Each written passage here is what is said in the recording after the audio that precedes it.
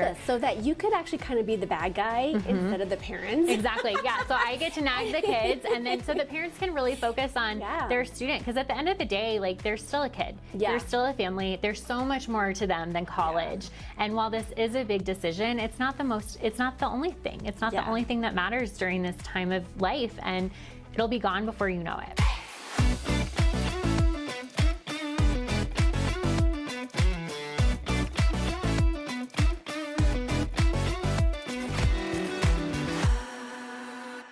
If you've got a college-bound high schooler and you're counting on that school to take them through every step of applying and choosing the right college, think again. There's more to this story, and if you miss it, it could cost you in more ways than one. Hello and welcome to Talking with Teri TV. I'm your host, Teri Cardula, and thanks for joining us today. In today's Business Spotlight, where we highlight bold entrepreneurs who make an impact, my guest empowers students to take ownership of their own college journey. Allison Grandits is the founder of GrandFit Educational Consulting with a bachelor's degree in psychology and a master's degree in education and professional school counseling. She's helped thousands cut through the noise of unpredictable world of college admissions. She's also an incredible resource to families in relieving the stress and anxiety around paying for college. Yay! Welcome, Allison. Thanks, Teri, for having me today. Okay, so as we unpack this a little bit for folks, you're an independent education consultant, and I've heard a lot of people like, what is that, right? And for a lot of moms that have worked with you, they're like, oh my gosh, she's like the best kept secret, right? But tell us a little bit how you are different from a high school counselor or even like a college admissions personnel. Absolutely. So I work directly with high school students and their families through their unique journey to college. So I was a high school counselor before I started my business, and there I was bound to the 8 to 4 schedule. I had 450 students on my caseload. Wow. I was also the dual enrollment coordinator and did a lot of other things besides just helping students apply to college. In fact, I very rarely did that. Most of my job was on all of the other things. And so as an independent college counselor, I really get to know the students. I work with most of my comprehensive students for about 30 to 40 hours through their journey of the process, compared to about 40 minutes over the course of high school counseling, and really getting to know what the family is looking for in terms of fit and financials. So figuring out where their student is going to thrive. Love it. So what inspired you to this work? Because you and I have kind of a similar background. We were both therapists at one point, right? So tell us how you got, what inspired you to do this work? Yeah, so I went into college not really sure what I wanted to do. My advisor was like, you should major in psychology. And in that, I took an educational psychology course. I got to shadow a high school counselor. I didn't have the best experience with mine. And so I was really excited to see somebody who really took ownership and took leadership with his students, who really wanted to make a difference with them. And I saw all the fun things that he got to do as a counselor. So I said, okay, that's what I'm going to do. And then during my internship, I worked with over 100 students to help them identify their path beyond high school graduation. So I went into school counseling really thinking that's what I could do, and quickly realized that was not going to be the reality with 400 students. And so I graduated with my seniors and decided to launch my own business in 2018. I love it. I love it. And I will just put a personal plug here for you, okay? Because when we first connected, I shared with you my horror story with my college or my high school guidance counselor. And I just love the fact that there are folks like you out there that can offer this service, because I don't even want to know how much money I could have saved. And seriously, and so if you have a college, student who is even thinking about, that next phase, it's worth to have a conversation with you, right?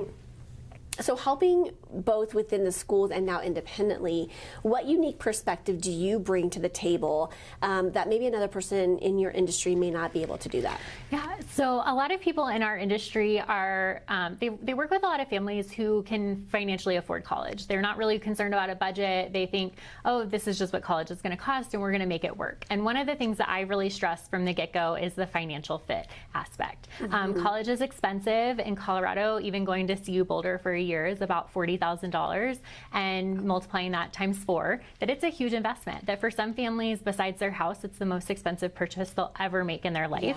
And as a 17-year-old, that's a big decision to make. And so by educating families from the front end of helping them identify what their budget is and how to go about determining that if you don't know, and helping them figure out the schools that are going to best align with that, whether that's through need-based aid like grants or merit-based aid through scholarships, institutional ones through the school, helping them find those places that are going to award their students for the hard work that they've already put in. I love it. Now you have a model that you use with students.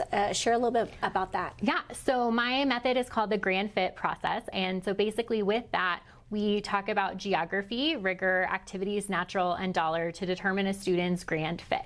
And so instead of just looking at schools that are good, I hear that a lot of times from families is, I want to go to a good school. I want to help you figure out what your grand school is. And so really identifying what your student wants out of a college and what they need out of a college, and helping find those places that meet those desires. So what are some of like the common misconceptions about your work or the myths around getting to college of their choice? Yeah, so one of the myths around my work is that it's really expensive.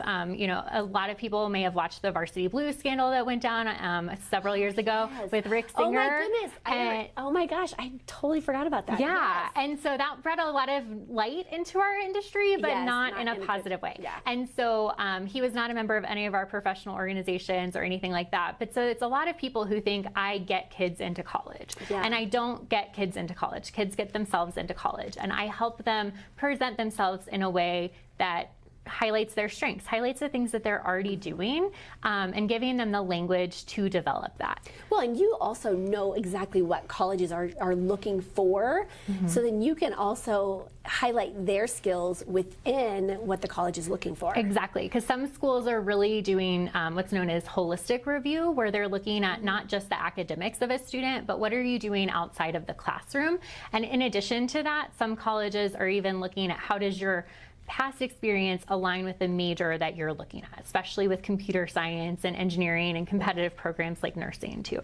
I love it. Okay, so you're a Rising Star recipient with the Higher Education and Consulting Association, but you also have some pretty impressive numbers behind you. You've helped students with 1,500 essays and have visited 175 colleges in more than 22 states. That seems insane. Like, how have you found the time to do this?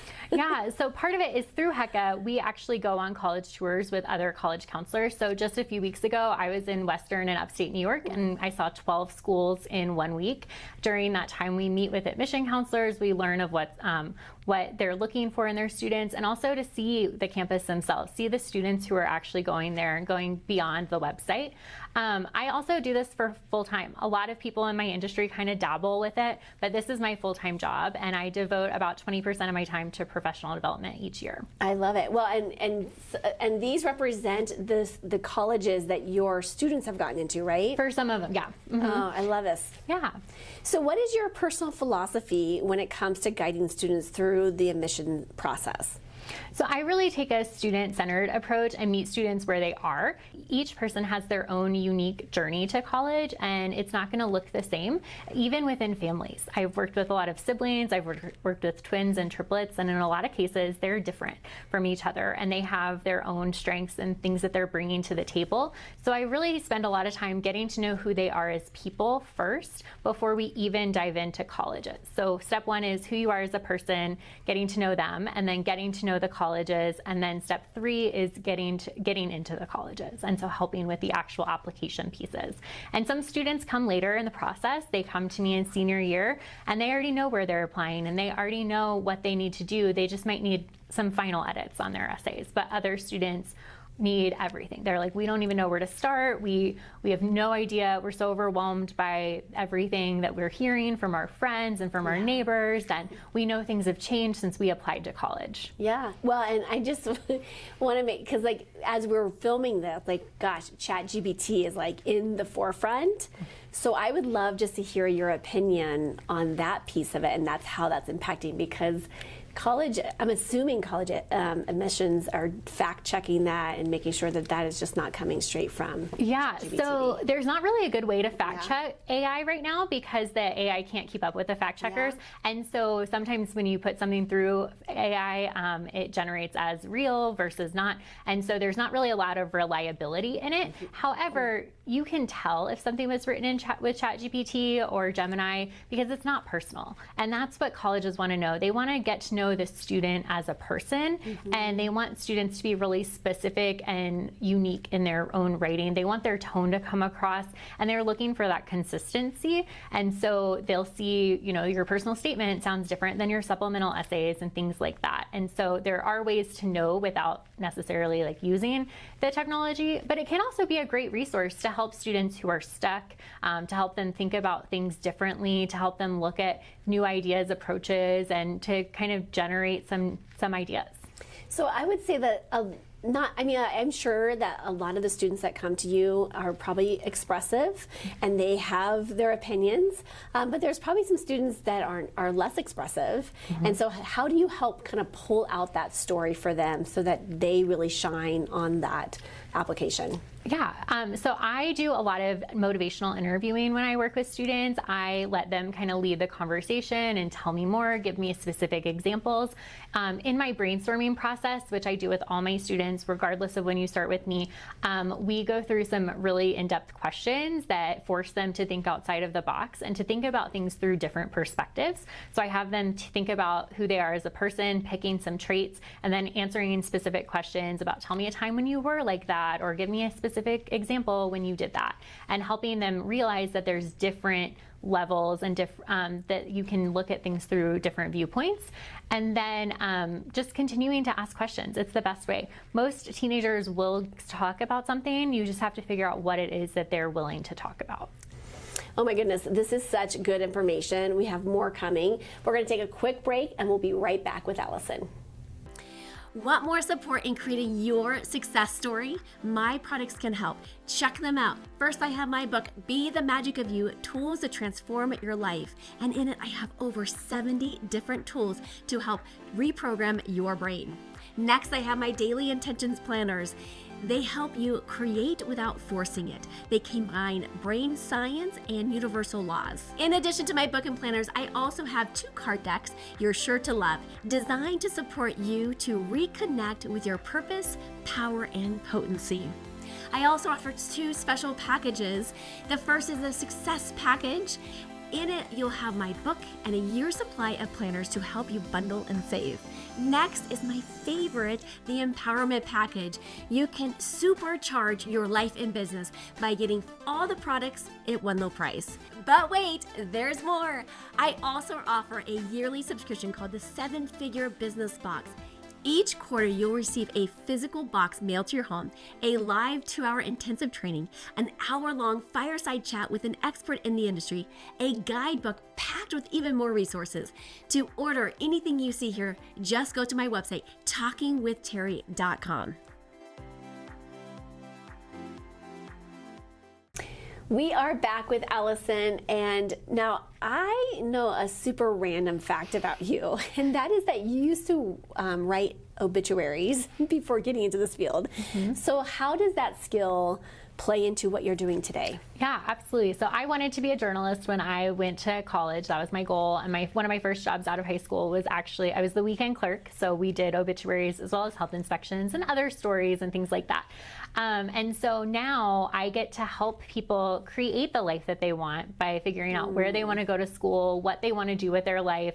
And then also I get to help them write their own stories for getting into college. So with their college essays, their personal statements, supplementals, and things like that. Well, and that's like the foundation, right? Like that is really the foundational work that we may not end up there, but we start, that's our journey, right? I think everything that I've experienced through life started with my first, like the college experience, and then taking off into, where I'm at today, which is a really powerful place. But I love that beautiful way of like flipping it, right? You're talking about writing the story that we're living. I love it. That's beautiful. So at the end of the day, this isn't just about, getting the application into their first choice. Like, what is the work that you really do? What's the deeper level of that work that you do? I really strive to empower students to figure out who they are as people. I think right now there's not a lot of time for students to to explore who they are, to identify their strengths, their interests, their personality. Most of my students they're so packed with things that they're supposed to be doing that they don't know what they actually want to be doing. And so by having these conversations and doing our work together, gives them time to breathe, to really think about, is this something that matters to me? And is this something that I want to be doing? And I think that that's so important at such a young age to realize that they have ownership, because like you said, they're creating their life. And it's the first big decision that they get to make in most cases. And so helping alongside them so that they can have confidence to make those bigger decisions in the future. I love it. I'm telling you, when my daughter went into 8th grade, she plays competitive sports, and we started getting reached out to by all these colleges. And I'm like, this was when she was an 8th grader. I'm like, oh my heavens. Now she's a freshman at the time of this recording. And I'm like, I don't know what, I don't remember school and colleges and stuff starting this early. I think we've had like 6 now colleges reaching out to her for sports. Is that normal?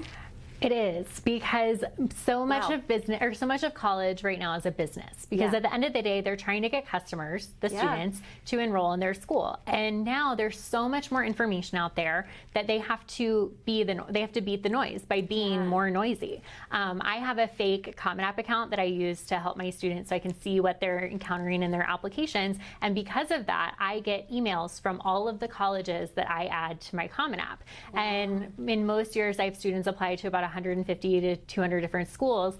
And so I'm on all of those mailing lists. And literally this morning, like before I came here, I unsubscribed from 8 because they're just so obnoxious. And there was one school that had sent 4 emails in the last 24 hours. So they have to get your name somewhere. So if your students take the SAT or the ACT or any EP exams, College Board and ACT sell that data. If they sign up for any of those scholarship search engines, that's what they are. They're a data collection machine, basically. And so the more lists that you get on, the more emails, unfortunately, you get. And so that's my job, is to help parents realize just because you're getting an email from Brown doesn't mean your student is actually ready for Brown. Our daughter is she's now in high school, and we've been spending a lot of time with the upperclassmen, parents, juniors and seniors, and I will tell you that this process can be very stressful to parents. Like, how do you help the parents and the family navigate through this?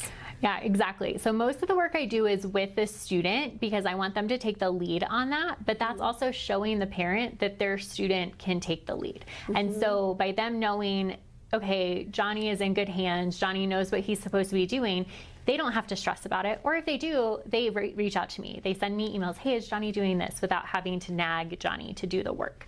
I also create an in-depth timeline for them so that they know when things should be happening. So if you start working with me as a sophomore, we look at, okay, this is when you should be focusing on the SAT or ACT, and this is when applications actually open, and this is when deadlines actually are, instead of hearing, oh, the application for the Cal States opened on October 1st, I need to submit it on October 1st. It's like, it's not due until November 30th. We have some time. And so kind of taking out the noise of the other parents in most cases that they hear. I love this, so that you could actually kind of be the bad guy instead of the parents. Exactly, yeah. So I get to nag the kids, and then so the parents can really focus on their student, because at the end of the day, like, they're still a kid. They're still a family. There's so much more to them than college. And while this is a big decision, it's not the only thing. It's not the only thing that matters during this time of life, and it'll be gone before you know it. Yeah, and it is. If you give it in perspective, it is such a tiny part of our life, right?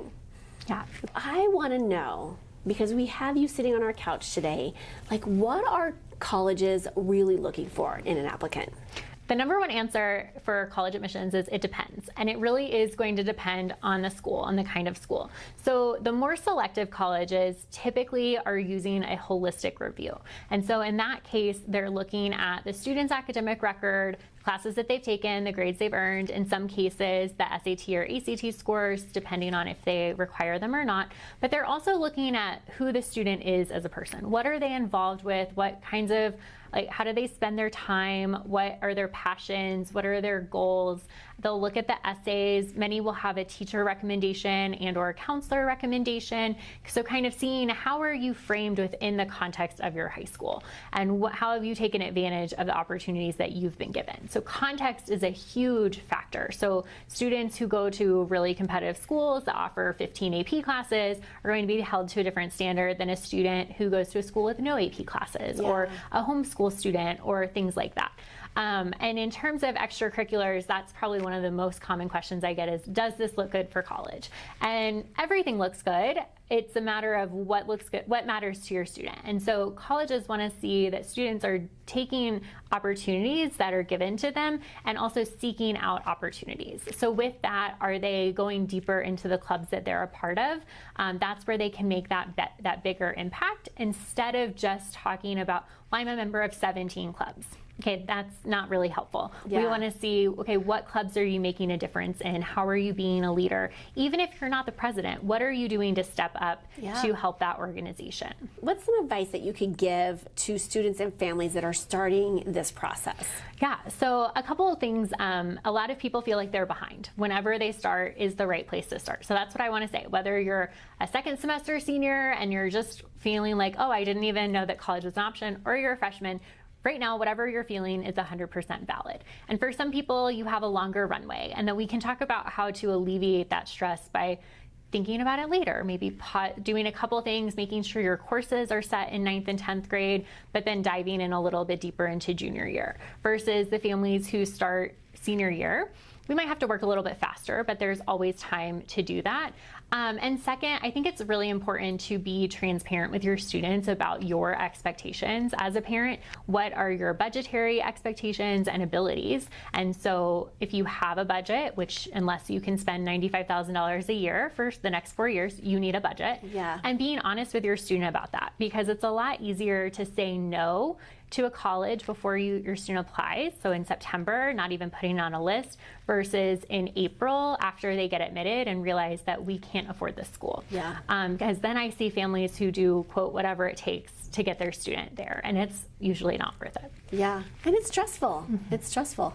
And you have that weight of the, of trying to get this taken care of, right? So how can, this has been fantastic. How can folks and families find more about you? Where can they go to learn more about your services? Yeah, absolutely. So I have everything listed on my website, which is grandfiteducation.com. I have a services page, which does include pricing. That's another reason that I think I differ from a lot of people in this industry, is I'm really big on transparency, and I want people to understand what they're getting into, because college is an investment and my services are an investment, but the return on it is astronomical. Most of my students do receive some sort of merit scholarship, averaging about $12,000 per year per student, and just also giving that peace of mind.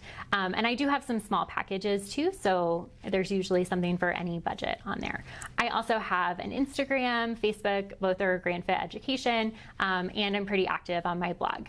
I love it. I love it. Well, this has been so delightful. I know someone who is currently going to be working with you soon, which I'm super excited about. And I know that I'll probably be using your services in the near future, even though I have a freshman. Holy buckets. You have plenty of time. I know. So, yeah. Oh my gosh. Whew. Okay.